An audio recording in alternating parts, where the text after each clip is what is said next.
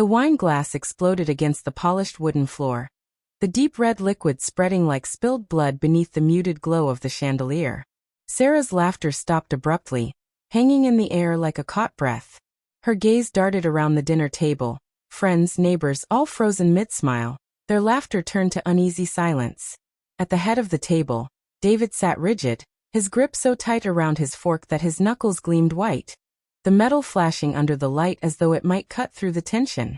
"It was just a joke," Sarah said quickly, her voice thin, her words trembling.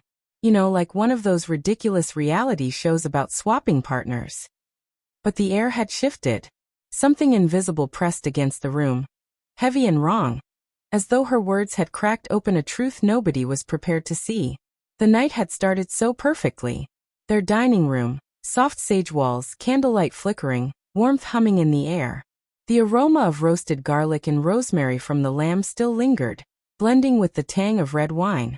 Sarah had spent the whole afternoon cooking, wanting to make an impression on their new neighbors, Claire and Tom from across the street. David, ever charming, had kept things effortless.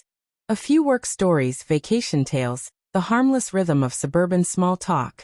But as the second bottle of Merlot ran dry, Sarah's teasing comment about trading spouses for a weekend fell into the room like a brick dropped in still water. Claire's smile faltered. Her eyes flicked toward Tom, who coughed and stared at his napkin. David's hand stopped midair, fork suspended, jaw tightening. A look Sarah hadn't seen since their last argument. She forced a shaky laugh. "Come on, you guys. I didn't mean it like that." But even she could hear the hollowness in her own voice. Claire opened her mouth, hesitated, then looked away. Tom kept drumming his fingers against the table. David's chair screeched backward, the sound cutting through the silence. "I need some air," he muttered, and walked toward the back door. Sarah's stomach knotted. This wasn't just awkward, it felt wrong, deeper somehow. The room seemed to tilt around her, the candlelight flickering like nervous secrets on the walls. Alone in the kitchen later, surrounded by half-cleared dishes and the echo of her guests' polite goodbyes, she replayed everything. Had her joke gone too far? She'd always been the witty one, the life of the dinner table. David used to love that about her. But his reaction tonight hadn't been anger. It was something else. Something closer to fear. She poured herself another glass of wine, her hand unsteady, when she heard the back door creak open. David stepped in, pale beneath the porch light, his voice barely above a whisper. "We need to talk." Later, with the guests gone, they sat in the dim living room. The leather couch felt cold beneath her as she shifted, waiting. David stared not at her, but at the coffee table, where their wedding photo gleamed faintly in its silver frame. "What's going on?" Sarah asked quietly. "You've been off all night. If it's about the joke." "It's not the joke," he interrupted, exhaling hard, fists clenched on his knees. "It's everything." Her pulse spiked. "Everything." He stood, pacing. His shadow stretched long across the rug. "I saw how Tom looked at you tonight. Like he knew something." Sarah blinked. "Knew what?" "David, that doesn't make any sense." He turned, eyes raw, voice cracking. "I saw you two last week, at the coffee shop." Laughing, touching his arm. "You didn't see me, but I was there." Her breath caught. The memory surfaced instantly. She had run into Tom one morning while grabbing her latte. They'd chatted briefly, about the neighborhood, the weather, nothing of importance. Had she touched his arm? Maybe. A small, harmless gesture. But David's tone turned it into something ugly. "David, it was nothing," she said, her voice rising. "You're twisting this." But the look in his eyes wasn't fury. It was quiet, hollow suspicion. Something she couldn't quite name. The days that followed were like walking through a minefield. David grew distant, his silences stretching longer, heavier. Sarah found herself studying him, his blank expressions, his late-night phone scrolling, the cold way he flinched when she reached for him. The glow from his phone at midnight cast sharp angles on his face, making him look like someone she didn't recognize. She tried to close the distance. Cooked his favorite dishes, planned a movie night, but everything fell flat, like speaking into a void. The harder she reached, the further he drifted. Then, one night, her phone buzzed on the nightstand. A message from Claire. "We need to talk. It's about Tom and David." Sarah froze, her fingers trembling as she typed back.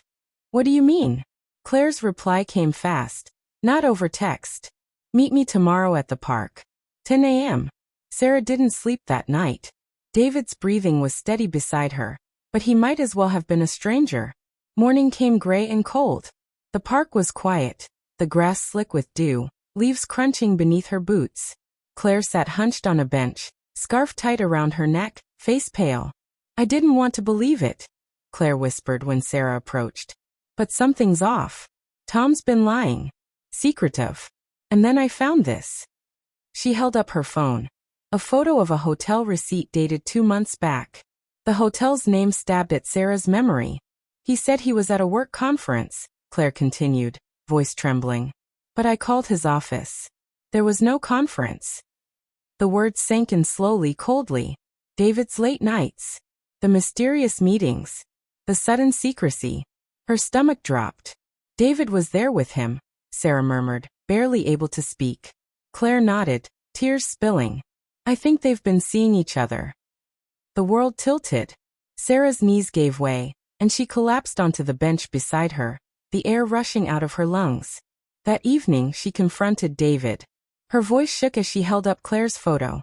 Tell me the truth, David. What were you doing with Tom? For a moment he said nothing. Then his face broke, not with guilt, but with exhaustion. It's not what you think, he said, his voice low. We weren't like that. He sank into a chair, running a trembling hand through his hair. Tom's been helping me. I'm in deep trouble, Sarah. I lost money, bad investments. I didn't want you to find out.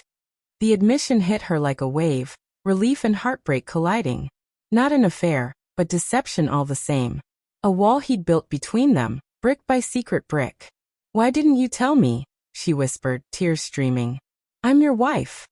I was ashamed, he said softly. I thought I could fix it before you found out. The truth sat between them, raw and jagged.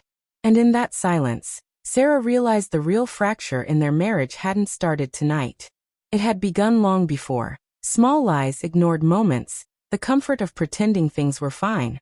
Now, with the glass shattered and every secret laid bare, she stared at the man she'd built a life with and wondered whether love could survive the wreckage, or if what they'd broken was far too sharp to ever be put back together.